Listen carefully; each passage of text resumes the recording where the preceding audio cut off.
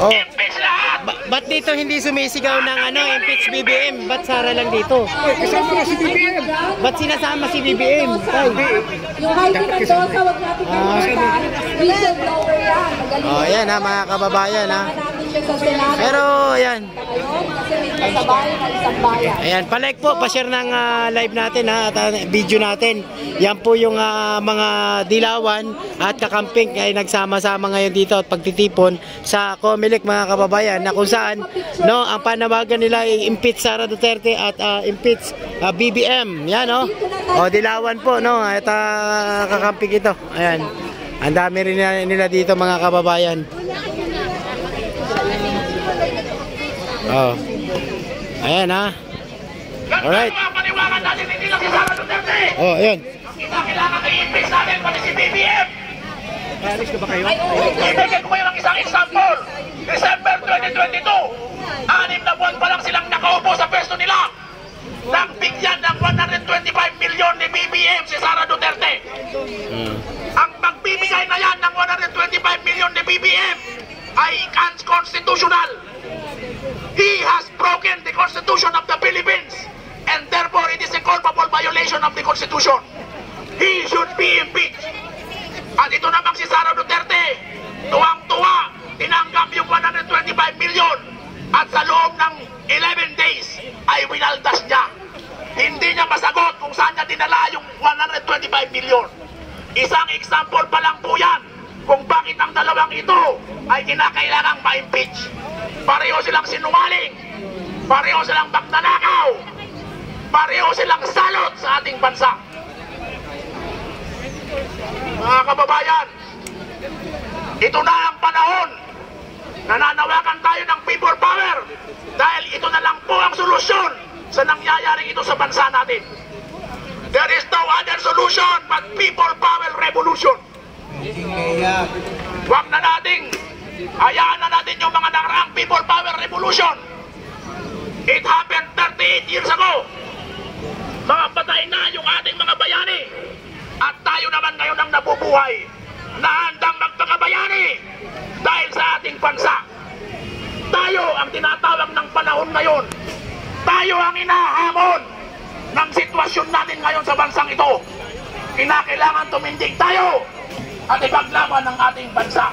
Yan mga kababayan, baka pwede po palike at share ng live natin ha. Yan. At syempre pa-subscribe na rin mga kababayan ha, sa mga viewers po natin na nandito ngayon at nanonood. Hello po. Yung pagkain ko, pastil with egg, dito po tayo sa kanan. Hindi ko alam na nandito sa kanan po, pila lang po. Magbibigyo tayo ha. Sara Duterte. Sara Duterte. Sara Duterte. Sara Duterte. Okay. Pamilya, kami naman. 1, 2, 3, go. Sara Duterte. Sara Duterte. Sara Duterte. Dapat malakas. Mahina eh. Alright, so ayan mga kababayan ha. Yan po yung kanilang panawagan mga kababayan. Sara Duterte impeach, no? Itong mga to, si Sara Duterte lang ang sinisigaw, no? Pero si tatay ang sinisigaw doon mga kababayan ay dalawa. BBM daw kasama rin mga kababayan. Oh, ayan sila po ngayon, nandito ngayon sila. Hindi! Oh. Wala dyan! I am 65 years old. The fruitful years of my life, I have been paying taxes to this government.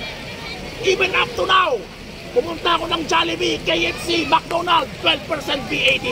Wala akong ligtas. Magpagasolina ako, andyan yung excise tax. Uminom ako ng konti, andyan yung punyetang tax kung ano-ano. Wala tayong ligtas mga kababayan. Wala tayong ligtas. Yan ang sabihin ko sa inyo, kayong mga nagko-komentaryo. Hindi nyo lang yan nararamdaman. Akala nyo 12% VAT lang yan. Ipunin nyo yan sa isang araw. We are 110 million Filipinos. Ha? Isang araw, kung ilan ang kumakain, ilan ang nagko-grocery. Lahat yan pasok sa ating kabandang bayan. Ang problema, saan nila mga perang yan. Yan ay winawaldas nila. Kinukurakot nila. Tingnan nyo na lang yung budget ng 2025. Ang daming mga nakita na puna ng mga katiwalian sa budget 2025. Hindi lang po ako ang nagsasalita. Kung hindi, mabanggit ko man lang dito si dating Yusek ng Department of Finance, si Professor Shelo Magno. Isang eksperto, isang ekonomista na nagtrabaho sa gobyerno sa Department of Finance. Alam niya ang budget. Oh, yan po. Yan po ang mga patunay. Maraming patunay. Pero kayong mga kababayan ko, kayo yan yung mga nagbubulag-bulaga, nagbibingi-bingihan.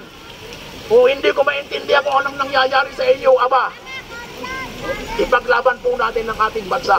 Meron pa nga sinasabi nga sila dito sa comment section, magsimba ka daw po muna at kapag pag-practice. Yes, I am a Roman Catholic. I am a devout Roman Catholic and every Sunday I hear Mass. Okay? I pray every night and every morning when I wake up. At least I say thank you na nakarating ako ng 65 years old. Ang ikinagagalit ko lamang ngayong araw na ito ay ganito tayo. Ganito tayo na nakikipaglaban at ang ating mga kababayan ay walang pakialam.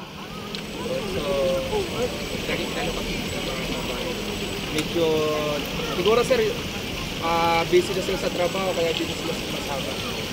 Ano masasabi yung iba? Well, Hindi na active eh. okay. Senior na. Oo, tama.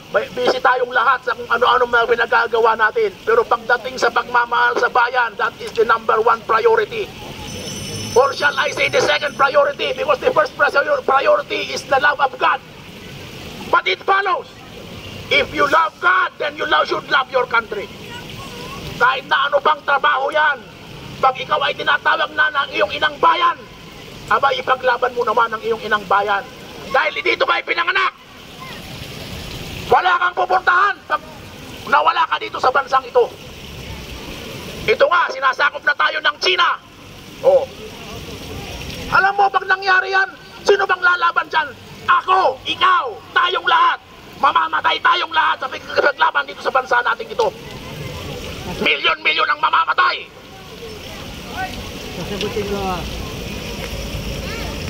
Sasagutin ko yung tanong mo na napakahalaga. Dahil